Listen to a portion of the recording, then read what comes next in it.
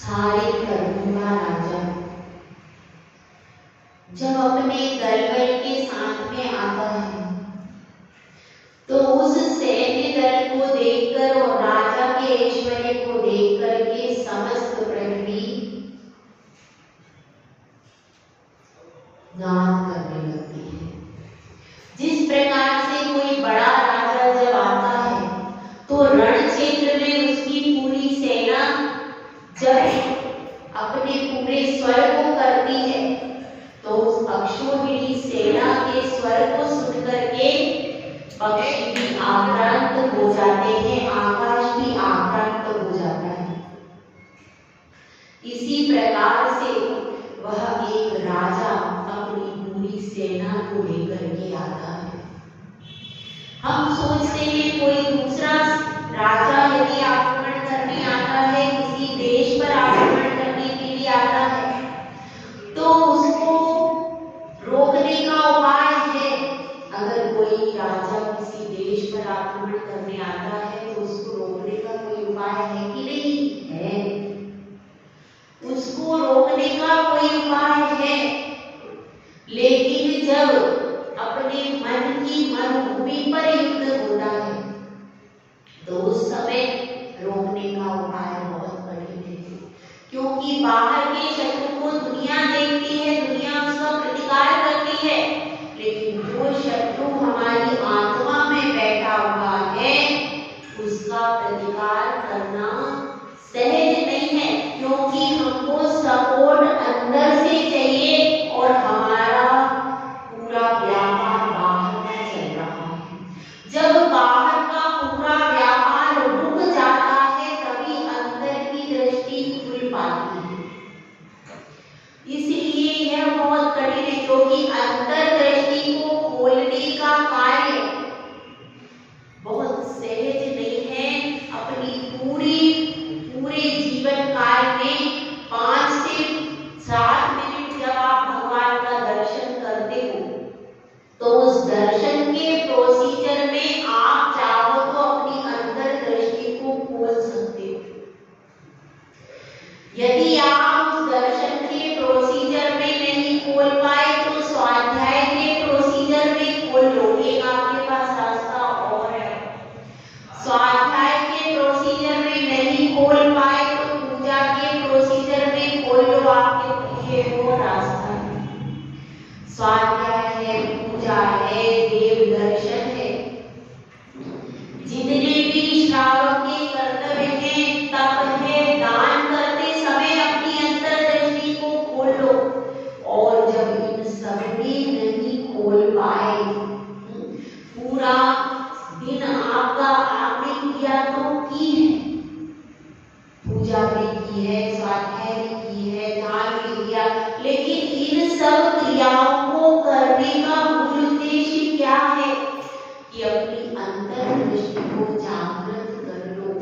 जिस प्रकार से रण क्षेत्र में रणबांकुरे हर समय जागृत रहते, कभी भी कहीं से भी तीर सामने से भी आ सकता है, साइड से भी आ सकता है, पीछे से भी आ सकता है, कहीं से भी कोई तीर आए तो मैं इतना सावधान रहूं कि चारों प्रकार के तीरों का जवाब दे सकूं।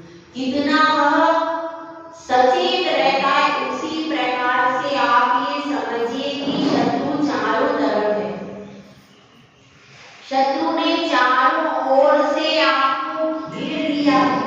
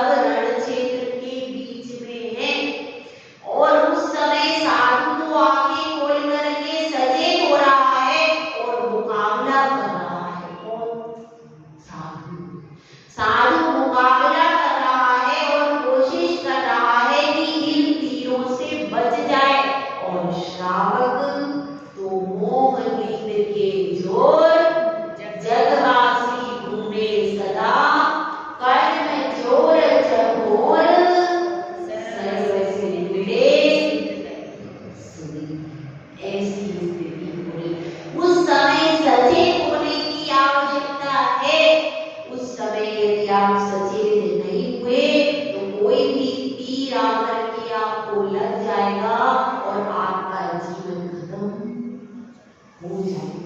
हमारा जीवन क्या है कि हमारी आत्मा जागृत रहे, राग द्वेष के मोह रूपी शत्रु हर समय प्रहार कर रहा है और वह प्रहार करता है तो उससे हम मोहित हो जाते हैं, मोहित हो जाते हैं तो हम राग करने लगते हैं, पर द्रव्य को अपना मानने लगते हैं, उसके शत्रु और मित्र बन जाते हैं। उन तीरों का वार, बाहर के तीरों का वार तो हमारे शरीर पर होता है, लेकिन इस मोह रूपी राजा के तीरों का वार हमारे मन पर होता है, हमारी आत्मा पर होता है और फिर आत्मा भ्रमित हो जाती है।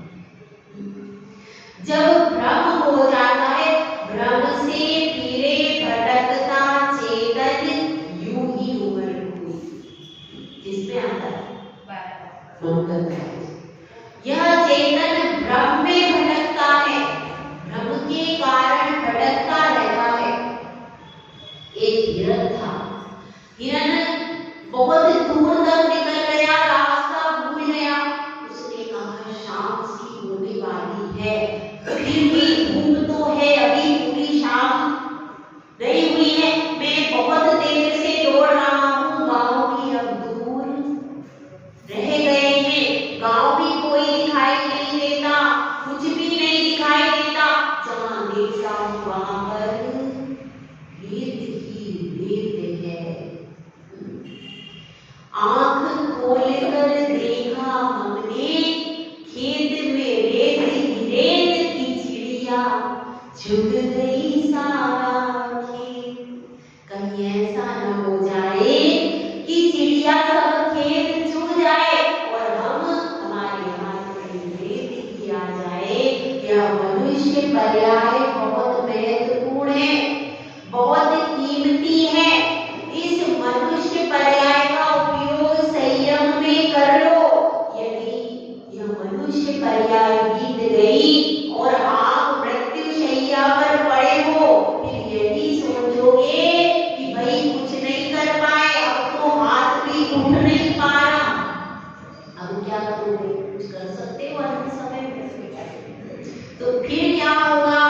फिर सारा आपका अमूल्य मनुष्य पर्याय, जिन रूपी रत्न रूपी जो यह खेत है, इस खेत को यह मोह की चिड़िया चुग रही है। अब उस मोह की चिड़िया को चुगने से इस खेत को बचाना है। कैसे बचाएंगे? चिड़िया और बचपन में खेला था, बचपन में सब खेलते अपनी उंगलियों से, चिड़िया उड़, तोता उड़, उस चिड़िया को तो आपने उड़ा दिया, लेकिन ये मोह रूपी चिड़िया तो उड़ी नहीं, उड़ी क्या? मोह रूपी चिड़िया को उड़ाने का समय अब आ गया है। तो इसलिए गुरुदेव देख रहे हैं कि सामने से कृष्ण कुमार धीरे धीरे चला आ रहा है और मन में अनंत अंतर्द्वंद उसकी जागृत हो रहे हैं। कभी उसकी पत्नी की बात गूंजती है कि जल्दी आ जाओ, ये साधु नहीं है, कोई जादूगर है। दूसरी तरफ बहू की बात आती है कि पोता पोती बहुत दिनों से रो रहे हैं, दादा दादी कर रहे हैं, और फिर बेटा कह रहा है पिताजी अगर आप नहीं आए, मेरे पास इतना एक्सपर्ट आ गया है, आपके पूरे सिग्नेचर, आपके पूरे अंगूठे को कॉपी करके और पूरा मकान दुकान सारी जायदाद बस पे कर लेंगे। अब वह सोच रहा है और सोचते सोचते जैसे ही कक्ष के बाहर आता है, तुरंत एक और संदेश वाहक तैयार खड़ा है। वह कहता है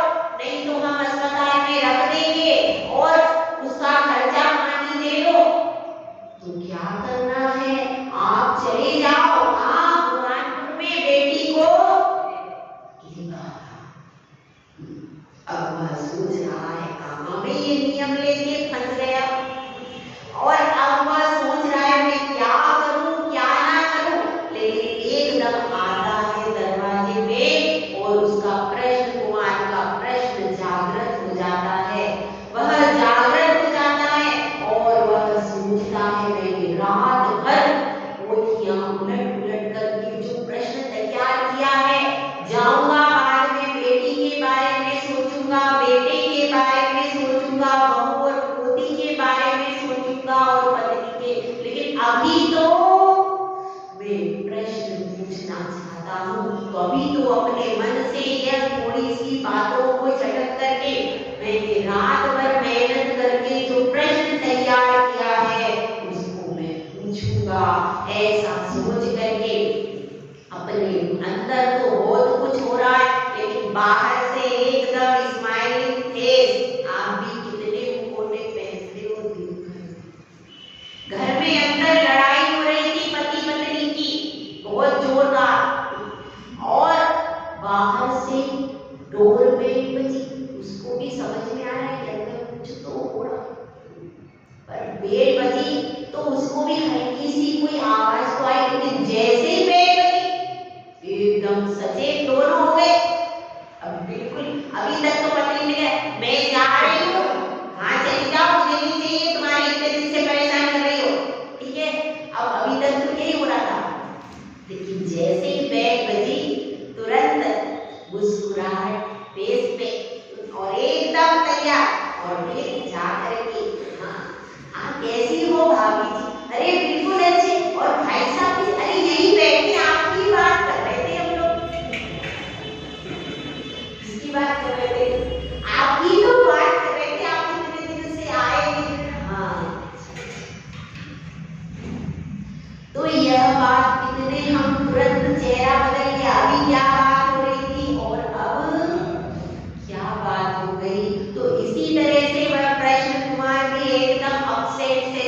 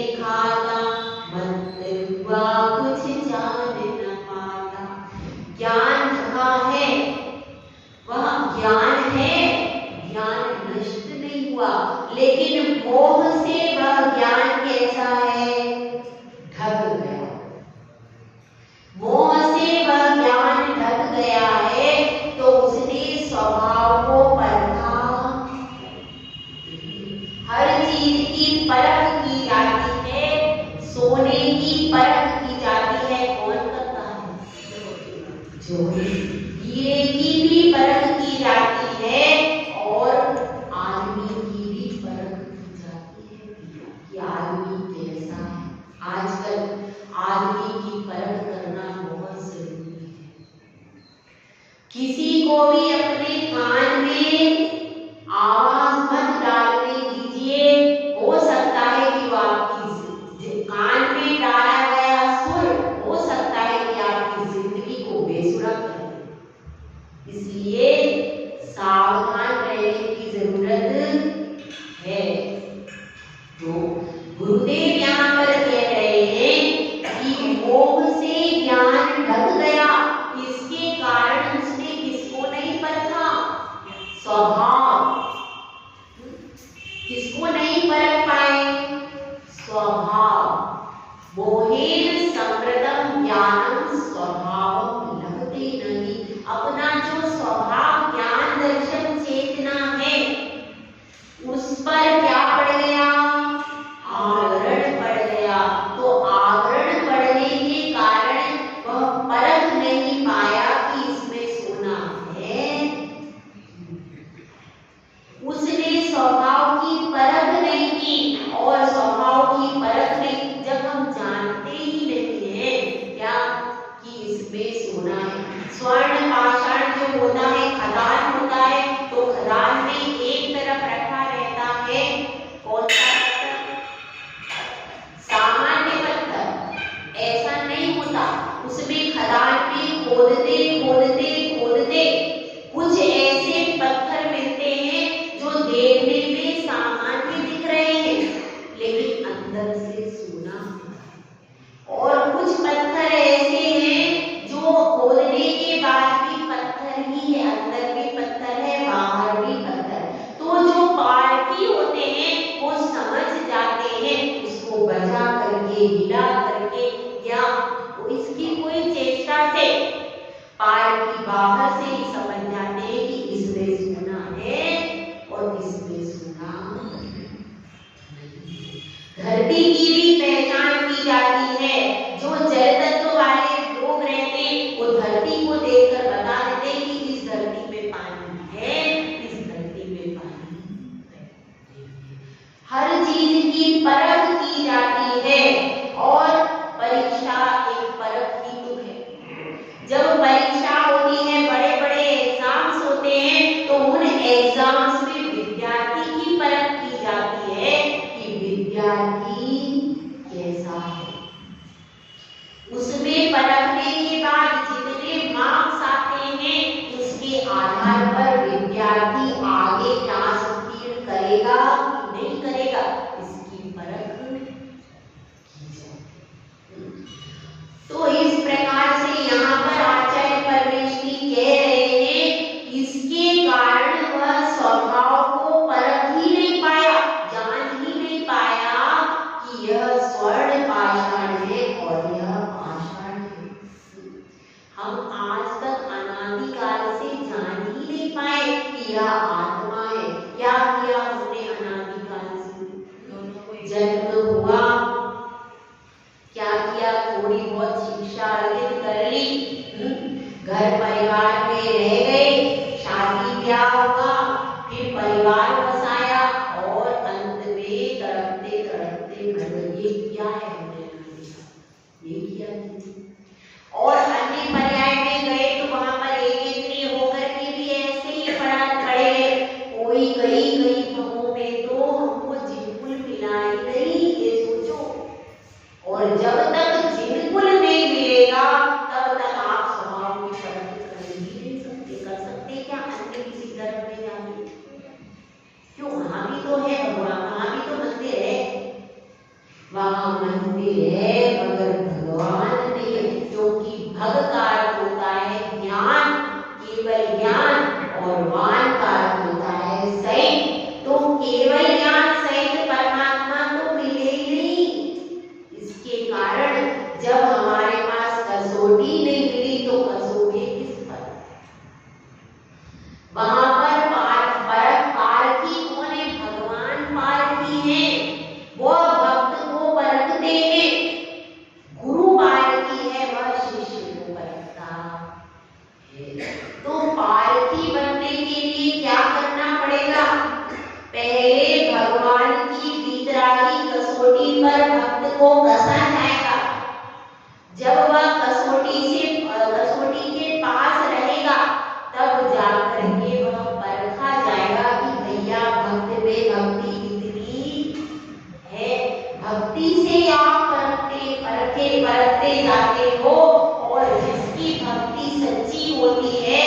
पर तो 700 कोड़ी भी स्वर्ण से हो जाती, और जिसकी भक्ति कच्ची होती है उसका कोई कार्य सिद्ध ना वो संसार के सिद्ध कर पाता है ना मोक्ष के सिद्ध कर पाता है। तो सबसे पहले तो भक्ति कसौटी पर सच्ची परखी जानी चाहिए, क्योंकि जो भक्त नहीं बन पाया वो भगवान बनेगा क्या?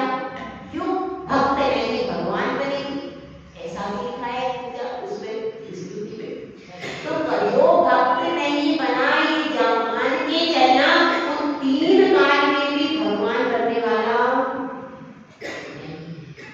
भक्त बनने के बाद ही भगवान बना जा सकता है। तो अपनी बात चल रही है, यह मोह की ग्रंथि है, मोह की नींद है, और 6 डाला में कहा गया मोह महामद पियो अनादि। मोह रूपी मद को अनादि काल से पिया है, और भूले आपको भ्रमत वाली। भ्रम का मुख्य कारण क्या है? भूला, मोह। मोहित हो जाते हैं, जब हम परद्रव्य में मोहित हो जाते हैं तो अपने स्वभाव को भूल जाते हैं। अब एक दृष्टांत के माध्यम से अपन थोड़ा सा आगे चलते हैं। एक बहुत सुंदर महल तैयार हुआ है, बहुत सुंदर महल है, कोई इसको देखे तो अभी अभी 1 घंटे पहले यहाँ पर बालू थी, रेत थी, कोई महल नहीं था। किसी विद्याधर ने आकर के इस परम सुंदर महल को तैयार कर दिया, ऐसा लगता है।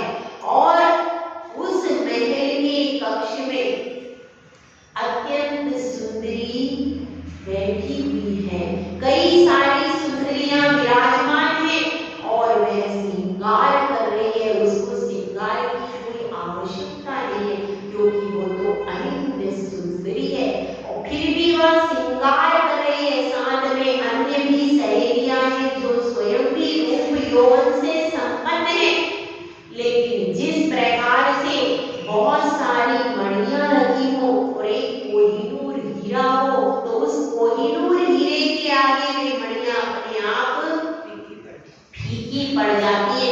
उसी प्रकार से वह एक नीलमणि के समान शोभित कन्या है, और उसके आगे और भी रूप यौवन से सुशोभित कन्या है, लेकिन जो उसकी प्रभा है वह प्रभा अद्भुत है। कोई देखे तो अपनी दृष्टि को हटा भी नहीं पाए। ऐसे ही समय में वह सौंदर्य की साम्राज्ञी वहां पर बैठी हुई है, और जो यौवन है उस समय पर सौंदर्य सबसे ज्यादा कैसा होता है? द्विगुणित हो जाता है, और उसी समय वह बैठी हुई है और विवाह का उत्सव है। विवाह के उत्सव के समय वह कन्या अत्यंत प्रसन्न है, क्योंकि जैसी उसकी इच्छा थी, इच्छा के अनुरूप ही वर मिल गया है। तो अत्यंत प्रसन्न है, और प्रसन्न होकर के वह अपने आसन पर बैठी है।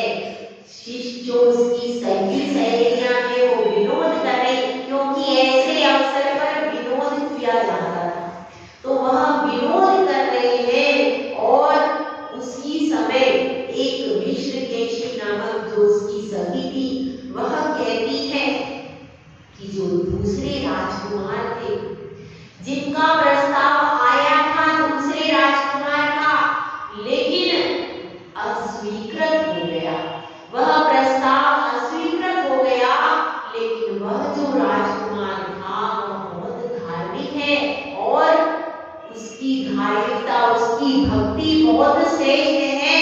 तो यदि राजकुमारी के लिए उसका चुनाव होता तो बहुत अच्छा होता। ऐसे शब्द उसने कहे विश्वकेशी ने।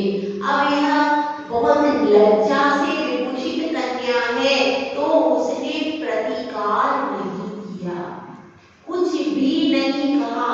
और दूसरी तरफ एक दूसरी सखी बसंत ने कहा कि नहीं, यह जो राजकुमार है पवनंजय है, राजा प्रहलाद और केतुमती के सुपुत्र है, यह भी सर्वश्रेष्ठ है।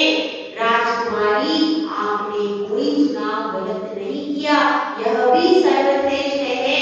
पवनंजय भी बहुत बलशाली है, सौंदर्य के साम्राज्य है। जैसे आप सौंदर्य की साम्राज्ञी हो, उसी तरह से वे भी सौंदर्य के साम्राज्य से विभूषित हुए। जिस प्रकार से आप राजपुत्री हो, उसी प्रकार से वे भी राजपुत्र हैं। दोनों की चर्चाएं परस्पर चल रही है। ऐसा कहा जाता है, don't interrupt if two are speaking.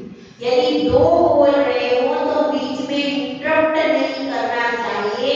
हो सकता है अंजना यही सोच रही हो, अथवा लज्जा से विभूषित थी, अथवा वह अपने पवनंजय के विचारों में डूबी हुई थी, अथवा वह पूर्व कर्मोदय से मौन थी। आज तक किसी भी पुराण में इसका खुलासा नहीं किया गया कि वह अंतरंग में कौन कौन से गहरे भावों को सोच रही थी। और कितना भी खुलासा किया जाए, फिर भी उन मन के भावों को तो वही बता सकता है जिसके मन के धरातल पर वो घटित होते हैं। तो इसी तरह से उसके अंतरंग में क्या चल रहा था, अगर उसने शब्दों से व्यक्त भी किया तो भी कहते हैं कि शब्दों में जो भी कहो, फिर भी बहुत कुछ अनकहा रह जाता है, और जो मन की बात है वो मन का मन में भरा रह जाता है। किसी व्यक्ति के अंतरंग में अपन सोचे हमने उसका अंतरंग जान लिया, तो ऐसा संभव नहीं है। तो वह वहां पर बैठी थी, लेकिन देखिए आवाजों के बाजारों में खामोशी पहचाने कौन, मुंह की बात सुने हर कोई, मन की बात को जाने कौन। इसी तरह से उसके मन की बात को कोई जान नहीं पाया, लेकिन यह इन सब के होने के बाद भी कुछ और लोग भी उस कक्ष में देख रहे थे। वे कक्ष में प्रेजेंट नहीं थे, लेकिन कक्ष के बाहर से झरोके से देख रहे थे, सारी घटना को वह देख रहे थे। और इतने में ही वहां पर कौन था, पवनंजय और प्रशस्त उनके मित्र। पवनंजय कहते हैं, मित्र बहुत हो चुका, यह तो पर पुरुष में आसक्त नारी है। दूसरी सखी कह रही है, जब उसने अन्य राजकुमार का पक्ष लिया, जब उसने पक्ष प्रस्तुत किया, इसने प्रतिवाद नहीं किया, इसका मतलब क्या है, यह पर पुरुष में आसक्त।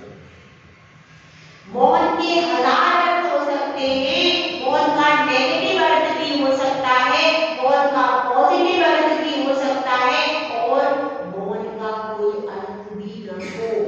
ये भी हो सकता है कि उस समय अंजना कुछ सोच ही नहीं रही हो, उसने कुछ भी न सोचा हो, दोनों की चर्चा अपनी जगह चल रही है और वो कुछ और ही सोच रही हो। तो इस तरह से मौन के हजार अर्थ हो सकते हैं। यह उन दोनों ने नहीं सोचा, और उसका पूर्व कर्म का उदय वहां पर आ गया। तो इसके कारण भ्रमित हुआ कौन, पवनंजय। जब तक हमारा पूर्व कर्म का उदय नहीं आता, तब तक दूसरा भ्रमित क्यों, जो भी भ्रमित हो गए। कारण कुछ भी हो, हर कार्य के लिए उत्तरदायी है मोह, मोहनी कर्म, और उस मोहनी कर्म से प्रभावित हो गए तो 22 वर्ष तक प्रभावित रहे। कर्म पूर्व में बांधा था, उदय अब आया। तो इस तरह से वह अपने कक्ष पे ही बैठी, उसको कुछ भी नहीं पता कि बाहर से कौन सुन करके गया,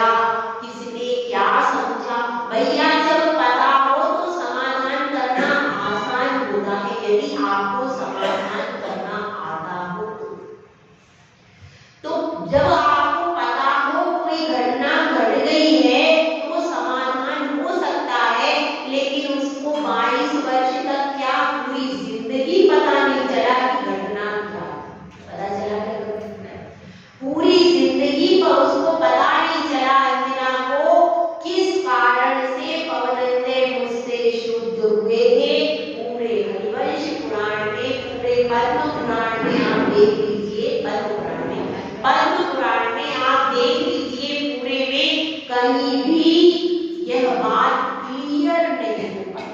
और जब क्लियर नहीं हो पाई तो पवन अंजना पूरी जिंदगी यही सोचती रही, क्यों तो पवनंजय शुद्ध हुए, क्यों तो पवनंजय आए और क्यों मुझे मन में। जिंदगी में ऐसा ही होता है, बहुत सारी चीजें कभी क्लियर हो नहीं पाती। इतने सारे संबंध हैं, इतने सारे व्यक्ति हैं, अपन अनक्लियरेंस में ही जिंदगी को जीना है। अगर क्लियर करने की बहुत ज्यादा कोशिश करोगे तो अपन परेशानी में ही पड़ जाएंगे। तो इस तरह से बात यहाँ पर को समझना मूल वह यह है कि मोह की ग्रंथियों को तोड़ना है। जो हमारे अंतर में मोह बैठा है, राग द्वेष की संतति बैठी है, उस संतति को तोड़ना है। तो मोहेन संप्रतम ज्ञानम स्वभावम लभते नहीं। अब इसमें उदाहरण देकर के समझाए। इष्टोपदेश ग्रंथ की विशेषता है, ऊपर क्या कहते हैं, ऊपर तो देते हैं दार्शनिक भाव क्या कहना चाहते, और नीचे देते हैं दृष्टांत। तो मत्तः पुमान पदार्थानाम यथा मदन पूर्वे। मत्तः मतलब पागल हो जाता है, भ्रम में हो जाता है। मत्तः पुमान यानी मनुष्य पदार्थानाम पदार्थों को लेकर के इसी प्रकार से मोहित हो जाता है। सात तत्व छह द्रव्य नौ पदार्थ के विषय में यथा मदन हो रहे, इस प्रकार से मादक कोदो। कोदो एक प्रकार का अनाज है, चावल होता है छोटे प्रकार का, बड़े प्रकार का नहीं, छोटे प्रकार का चावल होता है। तो वह मादक, यदि किसी मादक वस्तु का उसके साथ में संयोग हो जाए, उसमें भांग डाल दी जाए या अफीम डाल दिया जाए, इस तरह से मादक वस्तु का उसके साथ में संयोग हो गया है, तो मादक कोदो खाने से क्या हो जाता है, वह व्यक्ति के ऊपर मद चढ़ जाता है, और मद चढ़ने के कारण वह अपना और पराये का विवेक नहीं कर पाता। तो हमको भी, हम भी सब मदिरा पान कर रहे, कौन सा वाला, बाहर वाला नहीं, अंतरंग में मोह रूपी मदिरा का पान किया है। और इसको जगाने के लिए सतगुरु आए, सतगुरु दे जगाए मोह नींद जब उषमे, तब कछु बने उपाय कर्म चोर आवत। मोह नींद हमारी लगी हुई थी और सतगुरु ने आए हैं, जिनवाणी माता आपको जगा रही कि जागो और अपने स्वरूप के बारे में विचार करो। अब उस प्रश्न कुमार की आंखें खुल रही है कि वास्तव में मैं तो इस परिवार के मोह में लगा हुआ हूँ, मेरा ज्ञान दर्शन रूपी साम्राज्य में कब प्राप्त करूंगा। तो आपके अंदर भी वह ज्ञान दर्शन रूपी साम्राज्य को प्राप्त करने की अलख जगे